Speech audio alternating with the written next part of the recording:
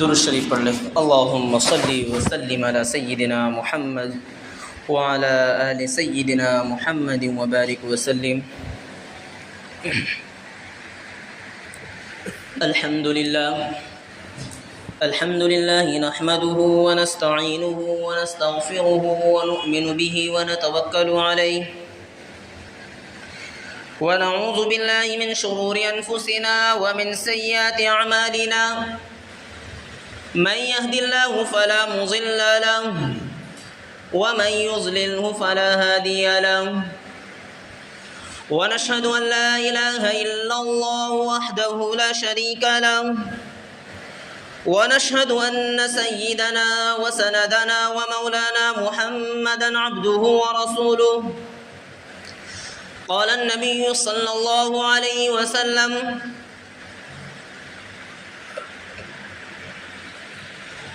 الحسن والحسين هما ريحانتاي من الدنيا وقال تعالى إن عدة الشهور عند الله 12 شهرا في كتاب الله يوم خلق السماوات والأرض منها 4 حرم وقال تعالى في موضع آخر ولا تقولوا لمن يقتل في سبيل الله أمواتا بل أحياء ولكن لا تشعرون صدق الله العظيم وصدق رسول النبي الكريم ونحن على ذلك من الشاهدين والشاكرين والحمد لله رب العالمين۔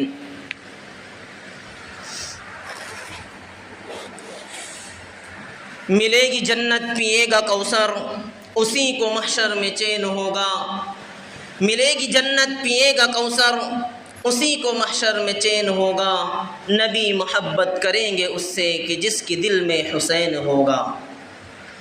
سامعین با تمکین، معزز بزرگان دین اور عزیز ساتھیوں،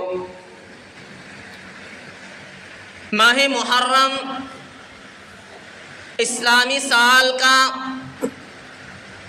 پہلا مہینہ ہے۔ محرم ہی سے اسلامی سال کا آغاز ہوتا ہے اور اسلامی سال کا آغاز ہو چکا ہے۔ اللہ رب العزت نے قرآن پاک کے اندر 4 مہینوں کی حرمت کو بیان فرمایا ہے۔ ان عدت الشہور عند اللہ 12 شہرا فی کتاب اللہ یوم خلق السماوات والارض منها 4 حرم۔ 4 حرم، 4 مہینوں کو اللہ رب العزت نے احترام اور فضیلت والا بیان فرمایا ہے۔ ان 4 مہینوں میں سے ذی قعدہ، ذی الحجہ، نمبر 3 پر محرم الحرام اور نمبر 4 پر رجب۔ ان 4 مہینوں کا اللہ رب العزت نے منہا 4 حرم میں تذکرہ فرمایا۔ اب من جملہ ان 4 مہینوں میں سے ایک مہینے کا تذکرہ محرم الحرام کا بھی ہے۔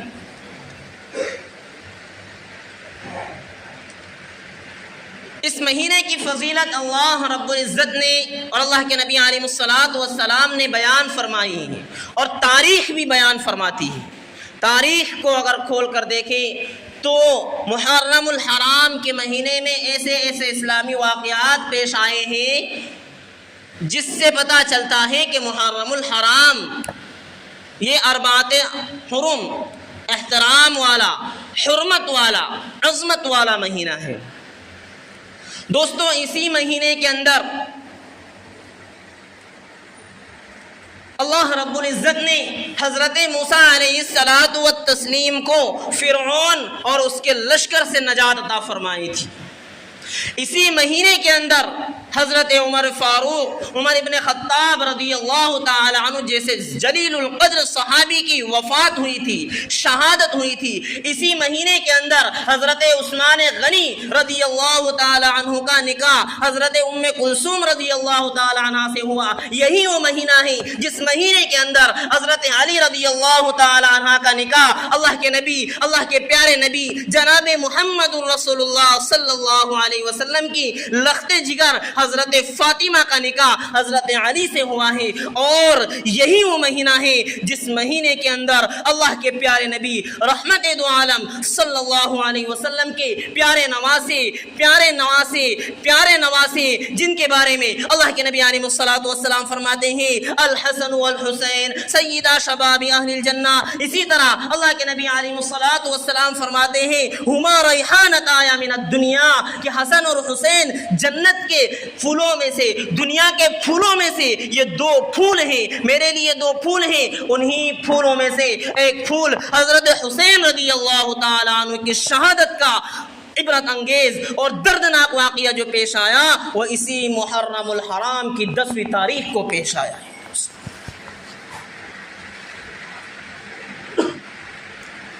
اللہ کے نبی علیہ الصلوۃ والسلام مکہ المکرمہ سے ہجرت کر کے جب مدینہ منورہ کی طرف منتقل ہوئے، دوستوں ہجرت یہ جو سن ہجری جو چلتی ہے، اللہ کے نبی علیہ الصلوۃ والسلام نے جس سال سے ہجرت کی تھی اسی سال سے اسلامی مہینوں کی آغاز ہو چکا تھا۔ یہ جو اسلامی مہینوں کی تبدیلی ہوتی ہے، ایک تو ہوتا ہے سن عیسوی، حضرت عیسیٰ علیہ الصلوۃ والسلام کے زمانے سے جس سن کا اور تاریخ کا رواج ہوا ہے، جس کو شمسی تاریخ کہا جاتا ہے اس کو سن عیسوی کہا جاتا ہے۔ اور اللہ کے نبی علیہ الصلوۃ والسلام نے جب ہجرت فرمائی، وہ ہجرت سے جس سال کا آغاز ہوا اس کو سن ہجری کہا جاتا ہے۔ تو اللہ کے نبی علیہ الصلوۃ والسلام نے جس سال ہجرت فرمائی، ہجرت کر کے آپ علیہ الصلوۃ والسلام مدینہ منتقل ہوئے۔ آپ علیہ الصلوۃ والسلام نے مدینہ کے اندر دیکھا کہ مدینہ کے یہودی 10 محرم الحرام کو عاشورہ کے دن عاشورہ کے روزہ رکھا کرتے ہیں۔ اللہ کے نبی علیہ الصلوۃ والسلام نے پوچھا آپ لوگ روزہ کیوں رکھتے ہیں؟ تو یہودیوں نے بتایا اس دن عاشورہ کے دن 10 محرم کے دن ہمارے پیارے پیغمبر حضرت موسیٰ علیہ السلام کو اللہ رب العزت نے فرعونیوں سے نجات عطا فرمائی تھی۔ فرعون کے لشکر کو اللہ رب العزت نے نیست و نابود کر دیا تھا۔ فرعون کے لشکر کو اللہ رب العزت نے دریا کے اندر ڈبو دیا تھا، غرق کر دیا تھا، اور اسی دریا سے اللہ تبارک و تعالیٰ نے حضرت موسیٰ علیہ السلام کو نجات عطا فرمائی تھی۔ حضرت موسیٰ ہمارے پیغمبر ہیں، تورات ان پر نازل ہوئی ہے، ہم ان کو ماننے والے ہیں۔ حضرت موسیٰ علیہ السلام کو نجات ملی تھی، اس لیے ہم ماہ محرم کے عاشورہ کے 10ویں تاریخ کے روزہ رکھا کرتے ہیں۔ اللہ کے نبی علیہ السلام نے فرمایا کہ پھر تو ہم اس کے زیادہ مستحق ہیں ہم عاشورہ کے دن کا روزہ رکھیں، ہم 10 محرم الحرام کے روزہ رکھیں۔ اللہ کے نبی علیہ السلام نے فرمایا کہ ہم بھی کیا ہیں اس کے زیادہ مستحق ہے کہ عاشورہ کے دن ہم روزہ رکھیں۔ اللہ کے نبی علیہ السلام نے صحابہ کرام کو مسلمانوں کو تلقین کی عاشورہ کے 10ویں تاریخ کو روزہ رکھنے کی۔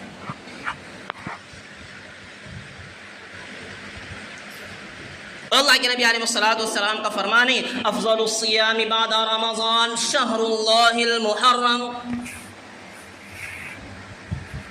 کہ رمضان کے بعد سب سے زیادہ اگر فضیلت ہے تو وہ شہر اللہ المحرم، اللہ کے مہینے محرم کی فضیلت۔ حدیث ہے حضرت ابو ہریرہ رضی اللہ تعالی عنہ اس حدیث کے راوی۔ تو اللہ کے نبی علیہ السلام اور صحابہ کرام رضوان اللہ تعالی علیہم اجمعین عاشورہ کے دن کا روزہ رکھنا شروع ہو۔ لیکن اس میں ایک خرابی آ رہی تھی کہ عاشورہ کے دن یہودی بھی روزہ رکھتے ہیں، اب مسلمان بھی عاشورہ کے دن 10ویں تاریخ کو روزہ رکھ رہے ہیں۔ اللہ کے نبی علیہ السلام نے صحابہ کرام کو یہ فرمایا کہ عاشورہ کے دن یہودی بھی روزہ رکھ رہے ہیں، ہم بھی روزہ رکھ رہے ہیں، اور اسلام کے اندر کسی دوسری قوم کی مشابہت اختیار کرنا جائز نہیں، دوسری قوم سے تشبہ اختیار کرنا جائز نہیں۔ اللہ کے نبی علیہ السلام کا فرمان ہے من تشبہ بقوم فہو منہم، کہ جس نے جس قوم کا طریقہ اختیار کیا، مشابہت اختیار کی، وہ اسی قوم میں سے، وہ ہماری قوم میں سے نہیں ہو سکتا۔ من تشبہ بقوم فہو منہم۔ اس لیے اللہ کے نبی علیہ السلام نے خرافات والی چیز تو الگ بات ہے، بدعات والی چیز تو الگ بات ہے، غلط رسم و رواج والی بات تو الگ ہے، عبادت کے اندر بھی اللہ کے نبی علیہ الصلوۃ والسلام نے فرمایا کہ کسی قوم سے آپ مشابہت اختیار نہیں کر سکتے، اس لیے یہودی 10 محرم کا روزہ رکھتے ہیں، ہم اگلے سال سے انشاءاللہ 9 محرم کا بھی روزہ رکھیں تاکہ یہودیوں سے مشابہت نہ ہو، یہودیوں سے کے طریقے سے ہمارا طریقہ نہ میل کھاتا ہو۔ اللہ کے نبی علیہ السلام نے صحابہ کرام کو حکم دے دیا، لیکن اللہ کا کرنا یہ ہوا کہ اگلے سال ہی اللہ کے نبی علیہ الصلوۃ والسلام اس دنیا سے رحلت فرما، لیکن اللہ کے نبی علیہ الصلوۃ والسلام کی تلقین کی ہوئی بات پر صحابہ کرام رضوان اللہ تعالی علیہم اجمعین نے عمل کرنا شروع کر دیا اور 10 محرم الحرام کے ساتھ 9 محرم کے روزے بھی رکھا کرتے تھے۔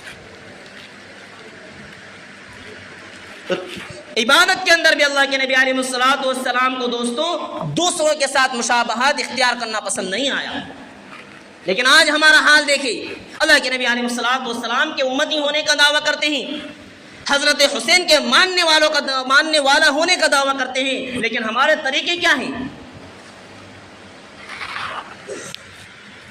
ہمارے طریقے کیا ہیں؟ کیا طریقوں سے، ہماری چال ڈھال سے، ہمارے لباس سے، ہمارے شب و روز سے ایسا لگتا ہے کہ ہم اللہ کے نبی علیہ الصلوۃ والسلام کے ماننے والے ہیں، حضرات حسنین کے طریقوں پر چلنے والے ہیں؟ نہیں دوستو،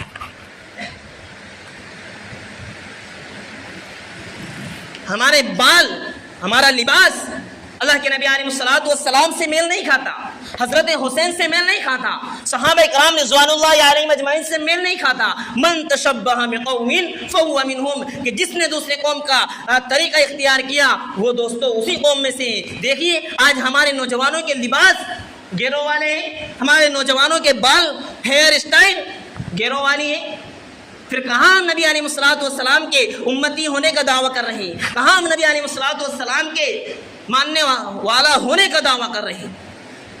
کیوں ہم یا حسین کے نعرہ لگا کر، یا حسین کا نعرہ لگا کر حسینی ہونے کا دعویٰ کر رہے ہیں؟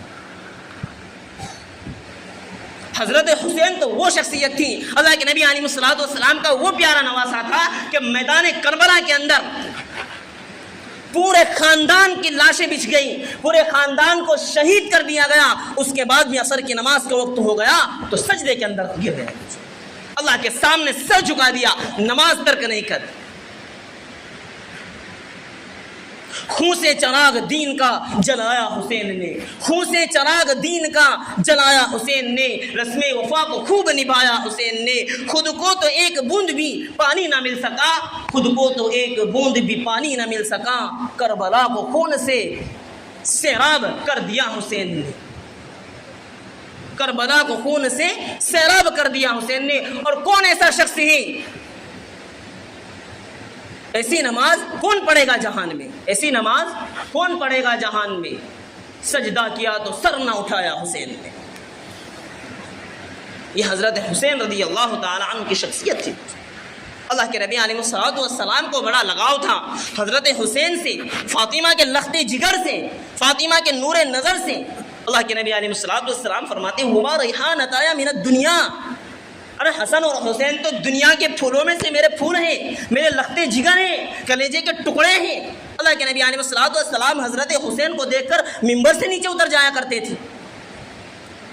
صحابہ کرام رضوان اللہ علیہم اجمعین کے دلوں کے اندر حضرت حسین کی جو محبت تھی وہ ایک واقعے سے پتہ چلتا ہے۔ حضرت عمر ابن خطاب رضی اللہ تعالیٰ عنہ، حضرت عمر ابن خطاب رضی اللہ تعالیٰ عنہ، اچھے اچھے دبنگ لوگ بھی حضرت عمر کا نام لے کر کانپ جاتے تھے۔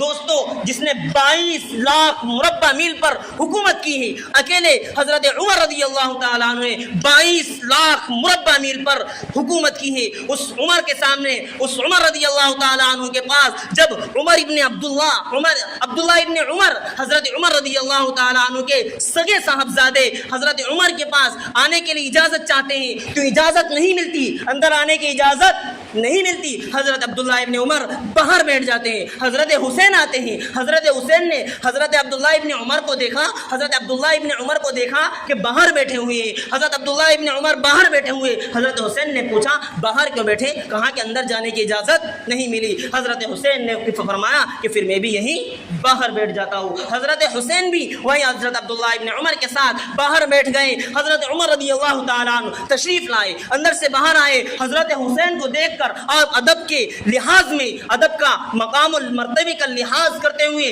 حضرت عمر جیسا جلیل القدر صحابی، بڑی عمر کا صحابی حضرت حسین کے سامنے ادب اور احترام کے ساتھ کھڑا ہو جاتا ہے اور فرماتا ہے حسین آپ باہر بیٹھے ہیں، حسین آپ باہر بیٹھے ہیں، حسین آپ باہر بیٹھے ہیں۔ حضرت حسین نے فرمایا عبداللہ ابن عمر باہر بیٹھا ہے، آپ کا سگا صاحبزادہ باہر بیٹھا ہے، میری کیا مجال ہے کہ میں اندر چلا جاؤں؟ حضرت عمر رضی اللہ تعالیٰ عنہ نے فرمایا حسین یہ کیسی باتیں کر رہے ہو؟ حسین تمہارے ہی نانا کے صدقے میں، تمہارے ہی پیارے پیغمبر جناب محمد رسول اللہ صلی اللہ علیہ وسلم کے صدقے طفیل میں یہ عمر 22 لاکھ مربع میل پر حکومت کر رہا ہے تمہارے نانا کے صدقے میں، ورنہ تو اس عمر کو اونٹ چرانا نہیں آتا تھا، بکریاں چرانا نہیں آتا تھا۔ اے حسین تم کیسی باتیں کر رہے ہو؟ تمہارے لیے اجازت لینے کی کیا ضرورت ہے؟ عمر کے پاس جب آنا ہو تو بغیر اجازت کے داخل ہو جایا گا۔ یہ حضرت حسین رضی اللہ تعالی عنہ کا مقام و مرتبہ اللہ کے نبی علیہ الصلوۃ والسلام کی نظر میں، صحابہ کرام رضوان اللہ علیہم اجمعین کی نظر میں تھا۔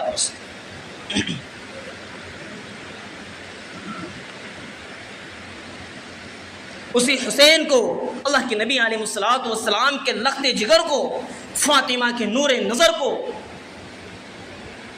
علی کے جگر کے ٹکڑے کو دوستو ایک دن ایسا آتا ہے کہ میدان کربلا کے اندر شہید کر دیا جاتا ہے۔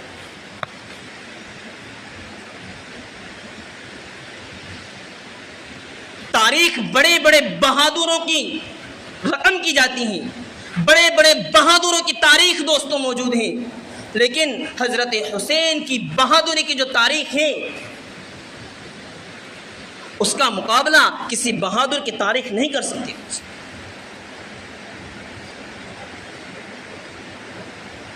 حضرت حسین رضی اللہ تعالیٰ، دوستوں معلوم ہے کربلا کی جنگ کیوں ہوئی؟ ایک سوال ہوتا ہے کربلا کی جنگ کیوں ہوئی؟ اب دیکھتے ہیں دنیا کے اندر لڑائی جھگڑے فساد جنگ و جدال جو ہوتے ہیں کبھی مال اور دولت کے پیچھے ہوتے ہیں، کبھی اپنی خواہشات کو پورا کرنے کے چکر میں ہوتے ہیں، کبھی اولاد و املاک کے چکر میں ہوتے ہیں، کبھی پراپرٹی کے چکر میں ہوتے ہیں۔ کربلا کی جنگ کیوں؟ دوستو دنیا کے اندر جو سب سے پہلی جنگ ہوئی ہے وہ حضرت آدم علیہ السلام کے دو بیٹے حابیل اور قابیل کی ہوئی، حابیل اور قابیل کی ہوئی ہے سب سے پہلی جنگ دنیا کی۔ قابیل نے حابیل کو قتل کیا، حابیل حق پر تھا، قابیل حق پر نہیں تھا۔ حق اور باطل کی لڑائی، سب سے پہلی جو حق اور باطل کی لڑائی ہوئی ہے وہ حضرت آدم علیہ السلام کے دو صاحبزادے حابیل اور قابیل کی، وہ حق اور باطل کی لڑائی تھی۔ حابیل حق تھا اور قابیل باطل پر، لیکن کیا ہوا؟ قابیل نے جو باطل پر تھا اس نے حق کا گلا دبا دیا، حضرت حابیل کا قتل کر دیا۔ قرآن نے اس قصے کو نوٹ کیا ہے دوستو، چھٹے پارے کے اندر اٹھا کر ہم دیکھ سکتے ہیں۔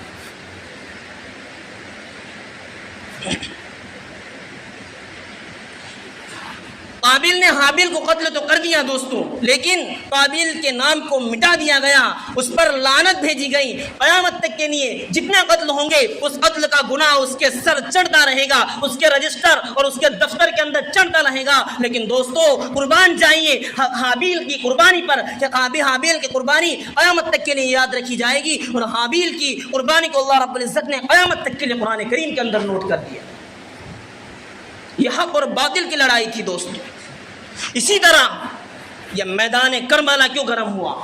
کربلا کے میدان میں جو جنگ ہوئی یہ بھی حق اور باطل کی تھی دوستو۔ اللہ کے نبی علیہ السلام نے کبھی عربی اور عجمی میں فرق نہیں کیا، کبھی کالے اور گورے میں فرق نہیں کیا، کبھی چھوٹے اور بڑے میں فرق نہیں رکھا۔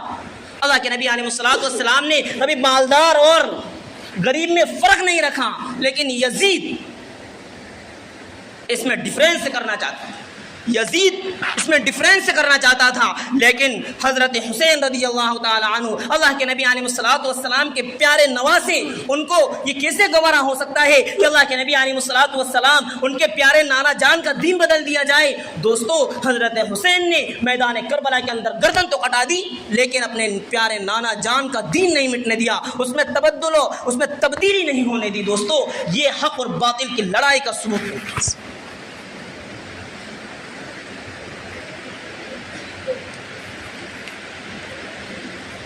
حضرت حسین رضی اللہ تعالی عنہ نے یہ بھانپ لیا تھا کہ یزید اگر تخت نشین ہوا، اس کے ہاتھوں پر میں نے ہاتھ دے دیا، اس پر بیعت کر لی، تو یہ فساد مچائے گا، امت کے اندر تفرقہ بازی کرے گا۔ اللہ کے نبی علیہ الصلوۃ والسلام کے طریقے صحیح معنی میں دنیا میں نہیں ہے، اس لیے حضرت حسین رضی اللہ تعالی عنہ نے دوستو باطل کے ہاتھ میں، یزید کے ہاتھ میں ہاتھ نہیں دیا اور گردن کٹا کر شہیدوں میں نام لکھوا دیا۔ دوستو، قتل حسین اصل میں مرغ یزید ہے، قتل حسین اصل میں مرغ یزید ہے، اسلام زندہ ہوتا ہے ہر کربلا کے بعد۔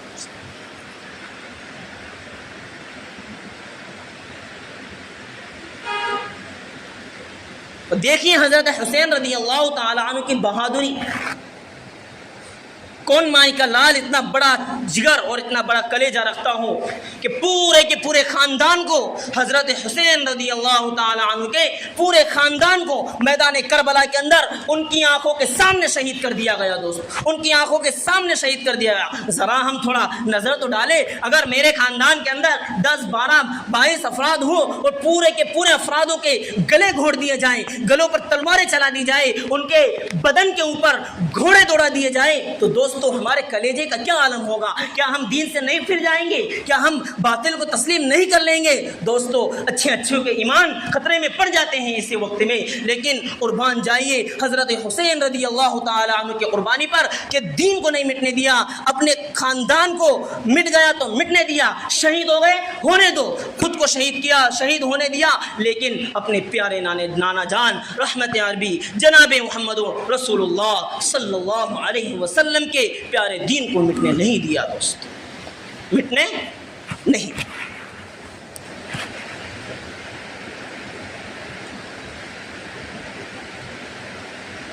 تو حضرت حسین رضی اللہ تعالی عنہ کی قربانیوں پر نظر رکھتے ہوئے تو ہمیں کرنا کیا چاہیے اور ہم کر کیا رہے؟ انہوں نے تو گردنیں کٹا دی سجدوں کی حالت میں، لیکن ہمیں نماز کے لیے مسجد میں آنے کی توفیق نہیں ہوتی۔ دوست، یا حسین کے نعرے لگا کر اپنے آپ کو حسینی کہہ کر حسینی کا دعویٰ کر کے کوئی حسینی نہیں بن جاتا۔ دوست، اسے کردار دکھلائیں، ویسے اخلاق دکھلائیں، ویسے کیریکٹر دکھلائیں، ویسا جذبہ دکھلائیں، ویسا جذبہ جہاد دکھلائیں، ویسے قربانیوں کا جذبہ پیش کریں، تب آ کر دعویٰ کریں کہ میں حسینی ہوں، پھر اللہ نعرہ لگائیں۔ یا حسین، رسم و رواج کو، خرافات کو، بدعات کو، ڈھول تماشوں کو رواج دے کر یہ نعرے لگانا کہ ہم حسینی ہیں، دوستوں یہ تو یزیدی کا فعل ہے، یزیدی فعل ہے۔ یزیدیوں والا کام کر کے اپنے آپ کو حسینی کہنا، یہ دماغ میں نہیں آتی ہے بات۔ ہم نے کہاں تاریخ پر غور کیا؟ ہم نے کہاں حضرت حسین کی تاریخ پر غور کیا؟ ہم نے بس جو کسی سے سن لیا اس پر چل دیے، چاہے وہ صحیح ہو غلط ہو۔ دوستو، ایک غلط چیز کو غلط مان کر کرنا، اس کا گناہ تو کم ہوگا، لیکن غلط چیز کو صحیح مان کر اس کو عمل میں دینا، اس کو ایجاد دینا، اس کو رسم و رواج کے طور پر جاری رکھنا، یہ اس کا بہت بھینکر گناہ ہے۔ دوستو، اللہ رب العزت وَلَا تَقُولُوا لِمَنْ يُقْتَلُ فِي سَبِيلِ اللَّهِ أَمْوَاتٌ بَلْ أَحْيَاءٌ وَلَٰكِن لَّا تَشْعُرُونَ۔ ماتم وہ کریں جو منکر ہو حیات شہداء کے، ہم زندہ جاوید کا ماتم نہیں کرتے۔ دوستو، قرآن پاک تو کہتا ہے کہ حضرت حسین کی شہادت ہوئی، اور قرآن پاک کہتا ہے وَلَا تَقُولُوا لِمَنْ يُقْتَلُ فِي سَبِيلِ اللَّهِ أَمْوَاتٌ، کہ جو اللہ کے راستے میں گردن کٹا دے، اللہ کے راستے میں شہید ہو جائے، ان کو تم مردہ نہ کہو، ان کو تم مردہ نہ کہو، وہ تو اللہ کے یہاں زندہ ہے، اور زندوں کا کہاں ماتم؟ منکر ہو حیات شہداء کے وہی ماتم کرتے ہیں۔ ہم منکر نہیں ہیں، ہم قرآن کو ماننے والے ہیں۔ قرآن کی ایک آیت کا انکار بھی دوستو کفر تک لے جاتا ہے، اور قرآن کہتا ہے وَلَا تَقُولُوا لِمَنْ يُقْتَلُ فِي سَبِيلِ اللَّهِ أَمْوَاتًا، کہ اللہ کے راستے میں جو جہاد کرتے ہوئے شہید ہو جائے ان کو تم مردہ شمار نہ کرو۔ اور اگر ہم حضرت حسین رضی اللہ تعالیٰ عنہ کو شہداء اور مردہ شمار کرتے ہیں تو دوستو ہمارا ایمان خطرے میں ہے قرآن کی روح سے۔ اس لیے دوستو اللہ رب العزت نے جو پیغامات دیے ہیں ان پر خاص طور پر توجہ دینے کی ضرورت ہے۔ عاشورہ کے دن کے روزے کی فضیلت آئی ہے، ان روزے کو انجام دینے کی ضرورت ہے۔ اپنے گھر والوں کے اندر نان و نفقے میں اضافہ کرنے کی فضیلت ہے، نہ کہ ماتم کرنا اور خرافات اور رسومات کو ایجاد دینا۔ یہ دین کا حصہ نہیں ہے دوستو۔ اگر یہی وہ جو غیر کرتے ہیں وہی غیر والے تماشا اگر ایک اسلام کو ماننے والا ایک مسلمان کر رہے ہیں تو ایک غیر کے اندر اور ایک اسلام کے ماننے والے میں کوئی ڈیفرنس نہیں ہے، کوئی ڈیفرنس نہیں ہے۔ اللہ کے نبی علیہ السلام کی حدیث سب سے پہلے ہم نے سنائی، من تشبہ بقوم فہو منہم، جس نے غیروں والی مشابہت اختیار کی، دوسری قوم کی خرافات کو اپنے اسلام کے اندر اسلام سمجھ کر مانا، تو دوستو وہ اسی قوم میں سے ہیں۔ اس لیے دوستو آخر میں گزارش یہی ہے کہ اس محرم الحرام کو احترام والا مہینہ، عظمت والا اور فضیلت والا مہینہ سمجھ کر، حضرت حسین کی قربانیوں کا مہینہ سمجھ کر دوستو اس کو گزاریں، اور اللہ رب العزت سے دعا کریں کہ اللہ رب العزت ہم سب کو کہیں سنی باتوں پر عمل کرنے کی توفیق عطا فرمائیں۔ آمین۔ وآخر دعوانا ان الحمد للہ رب العالمین۔ جن ساتھیوں کی سنتیں باقی ہیں وہ سنتیں ادا